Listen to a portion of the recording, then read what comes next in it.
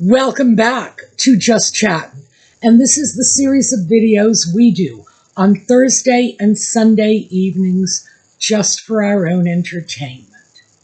So, for all those who celebrate, happy Thanksgiving, and for the rest of the world, well. And a convivial Tuesday in April to you too, Paul. And for the Audie fans, I don't think my bad boy is going to be making an appearance. He has a boo-boo on his little paw. So it's nothing serious. I'm sure it's unpleasant because it's on his paw. And of course, he's been licking the daylights out of it, and that's got to be irritating it. But he did let me look at it. He hasn't let me touch it, but he's let me look at it. So I know it's small and it's not serious. I am hoping that I can persuade him over time to let me put some ointment on it, and that might make it feel better. But right now, he wants to just go in, sleep, and I'm at one with this because, frankly, Lord, I don't have the heart to listen to the cat crying and expecting me to fix his boo-boo when he won't let me touch it. But he doesn't get that connection. So, yeah, we're just going to have to wait this one out. But as I say, nothing to be concerned about. It's very small, and it will heal a lot faster if he will just leave it alone. Again, cat can't convince him. So, let's take a quick look at the intro, and we will be back.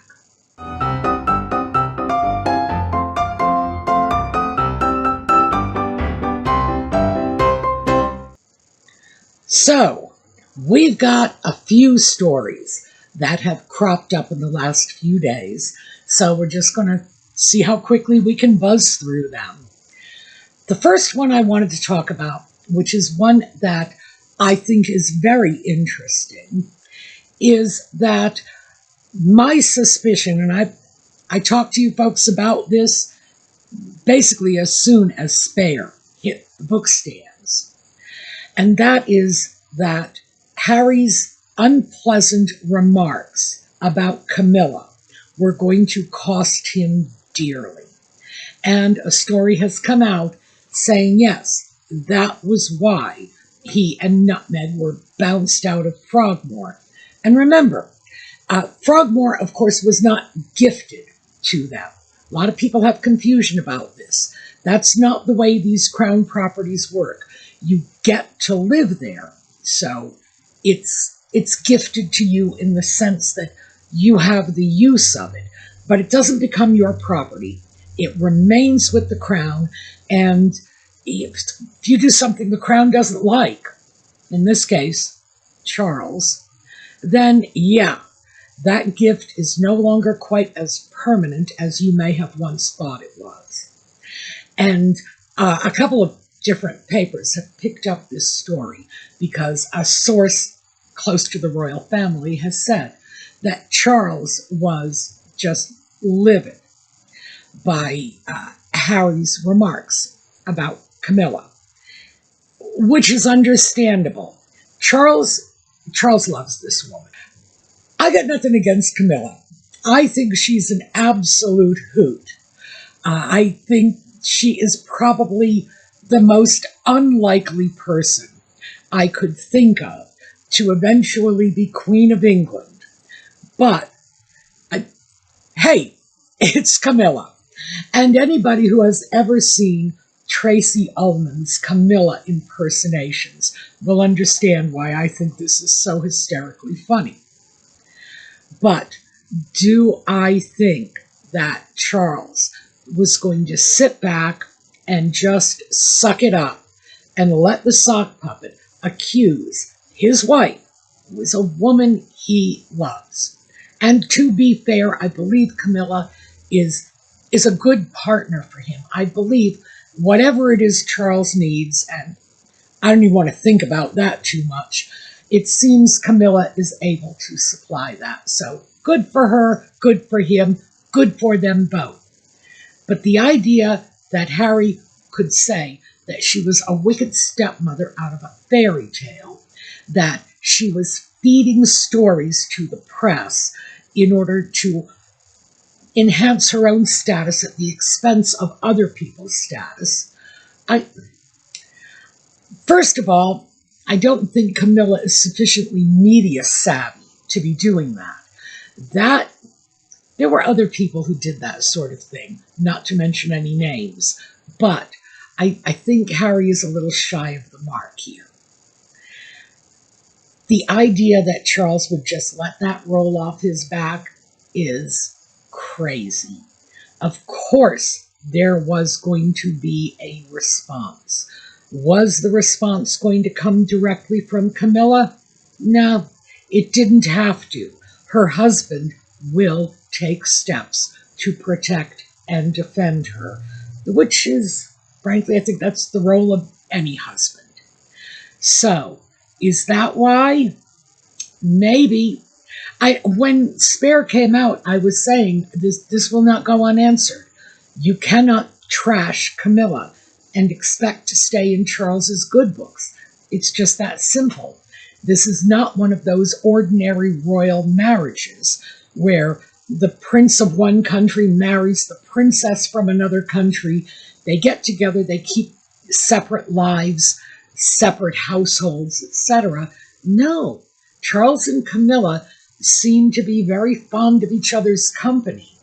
And is Charles going to let her get trashed? No.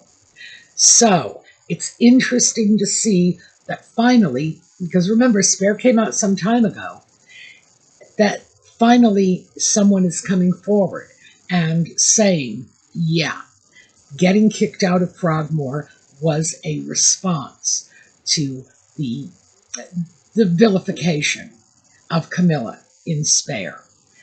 And personally, I was expecting a lot worse than this. So as far as I'm concerned, that sock puppet got off easy. All right, next up, and this one is very interesting. Apparently, Nutmeg is now touting her new collaboration. And what is this all about? Well, the As Ever products are now going to be sold out of Soho House. Like, holy guacamole. Well, this is telling us that all the talk about the As Ever products being marketed through Netflix's brick-and-mortar stores are probably just stuff and nonsense that any other major retailer is passing on them, because Soho House is not a major retailer. And if Nutmeg could get a bigger player in the retail industry, she almost certainly would. So what is this? This is Marcus Anderson to the rescue. This is Nutmeg casting back to her yacht girl days, pulling up those old contacts, and right now, this is a really, really bad time for her to be doing this, because now that the former Prince Andrew, the Mr. Andrew Epstein connections are being explored widely by the media. Documents are being released in the U.S. It's making front pages. And while this is going on, all of the people who were saying, yes, well, Nutmeg was a yacht girl, and she was on those boats with Epstein, with Andrew, with a whole bunch of other very seedy A-listers from the financial world. Let's just put it that way. So, connecting herself again with Soho House, which is probably connected in everybody's mind with that yacht girl period anyway, because Soho House, quite frankly, has a rather sleazy reputation. And pulling this out of the hat now is just, well, it's priceless. It is Nutmeg's legendary bad timing. This woman cannot read a room. So yeah, but what does this say about As Ever's prospects within the legitimate world of retail sales, I would say it says they're non-existent because nobody would market anything tangible out of Soho House. That is just not where you sell products. So I found that very entertaining. So next up, Nutmeg and the Sock Puppet, along with their putative children, apparently made a surprise visit to Our Big Kitchen LA, which is some sort of charity that feeds people. Now, this wasn't today, Thanksgiving. This was a couple of days ago, because, of course, it wasn't a surprise. These visits are always labeled surprises, but they never are, because you can't just gather up your staff, make sure they all look the way they're supposed to, put the film crew together, make sure the settings are perfect, because remember, this is for Nutmeg, and she curates everything without a little bit of advance warning. So, of course, this wasn't a surprise. I am so sick to death of the media always labeling their photo ops as surprises. No. Is anybody surprised these two have staged a photo op at a holiday? Anybody? Anyone? The fact is, this is their MO. They will go out, they will descend upon some charity that has been well notified far in advance that they are going to do this. Cameras are there, and remember, Nutmeg insists on everybody signing NDAs when she does these photo ops, so that had to be in the bag before they showed up. Drag out the putative children, and it's like, oh, look how charitable we are being for Thanksgiving. What? And this is just so absurd. I have never actually seen these two do anything remotely resembling charity work behind any of these photo ops. I do not see it. They go out. Well, they are disaster tourists. You know, I'm sorry, Justine Bateman really hit the nail on the head with this one. They go out to a soup kitchen, to the site of a fire, whatever. And it's not as if they're actually standing in the lines at the soup kitchen ladling out soup for people. Oh no, because that would be work. And that would be beneath them. Their time is so much better spent back in the kitchen, privately, having their photographs taken. That's how their time is best spent. It is becoming so absurd. I don't even know how anyone could be taking this seriously anymore, but I am mightily sick to death of always hearing these perfectly choreographed and perfectly curated events described as surprises. Nothing surprising about them. But there was a bit of a fuss made because, they took the putative children out of the dungeon they're keeping them in, and presumably the kids actually got to see the light of day. And frankly, if these children actually do exist, I am glad for that, because if they do exist, Lord, what sad little lives they have. But still, we're looking at photo ops and merchandising the children yet again. And this is coming from Nutmeg and the Sock Puppet. And make no mistake about it, everybody says, well, Nutmeg is doing this against the Sock Puppet's wishes. Oh no, he's in those photos too. Nothing is being done behind his back or without his consent. It simply couldn't be done. He's right there in the photos. He is merching the crap out of his own kids right alongside of her. And these are the two who are carrying on about how evil social media is for children. And by the way, when they start talking about that, they're talking about how bad it is for children who are much older than their own putative children are alleged to be. So yeah, how do we justify this?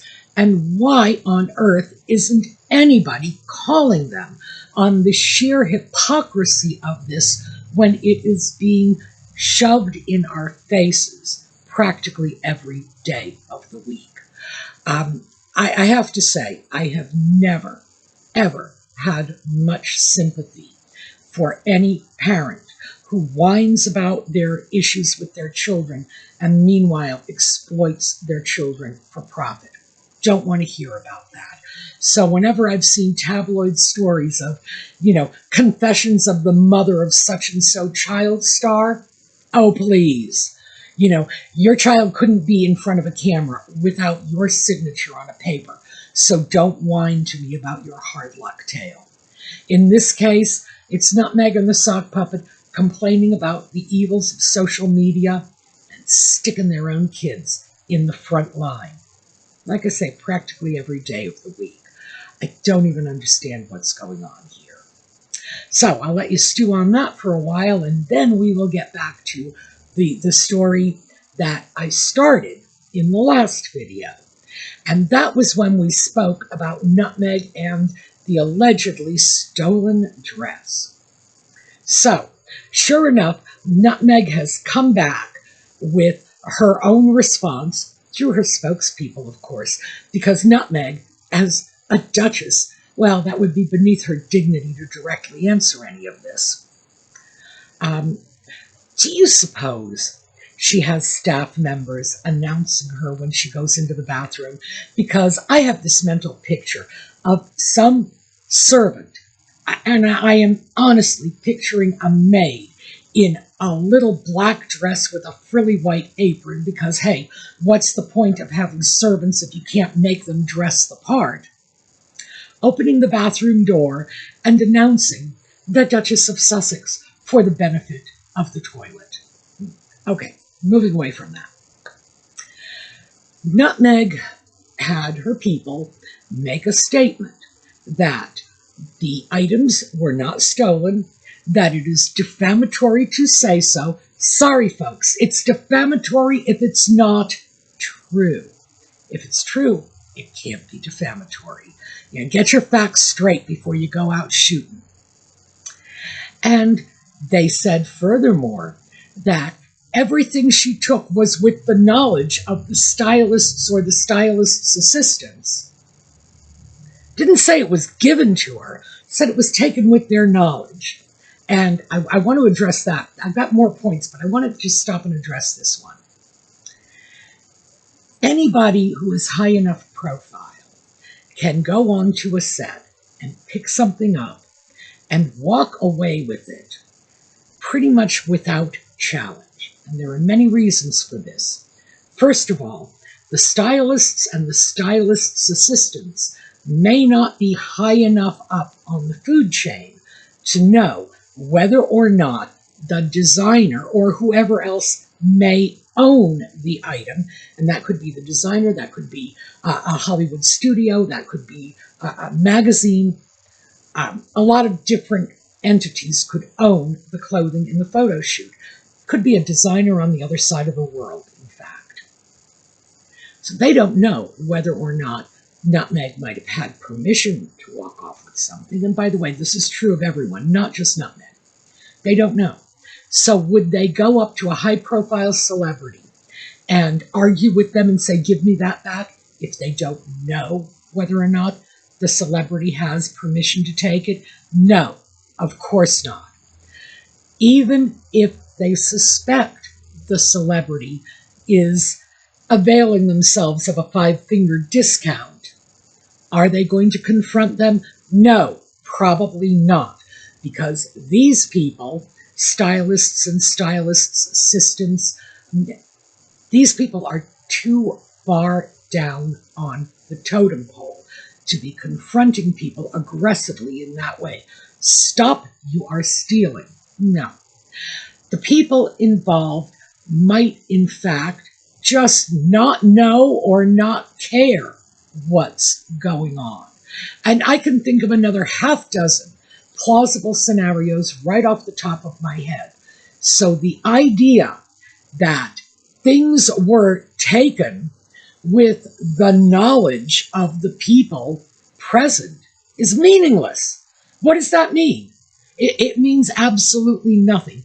It could mean as little as something was picked up and the second junior assistant style coordinator, who is 19, fresh out of high school, didn't have the necessary assertiveness to deal with the situation. Could have been that simple.